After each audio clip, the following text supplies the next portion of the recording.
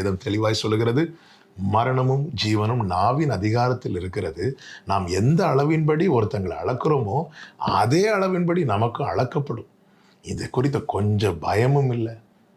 ஒரு காரியத்தை மனதில் வைக்காமல் பிறரை வீழ்த்தும்படி, காயப்படுத்தும்படி, டவுனாக்கும்படி, அவங்க சந்தோஷத்தை குலைக்கும்படிக்கு, அவங்களை அவமானப்படுத்தும்படிக்கு, அவர்கள் கண்ணீர் விட்டு அழும்படிக்கு கசப்பான வார்த்தைகளை தொடுக்கிறார்கள் அல்லவா, இவர்கள் தான் அக்கிரமக்காரர், துன்மார்க்கர். தாவீது சொல்லுகிறார், இதற்கு என்னை விலக்கி காத்தருளும். நான் ஆவிக்குரிய கண்ணோட்டத்தோடு இந்த வார்த்தையை முன்வைக்கிறேன்.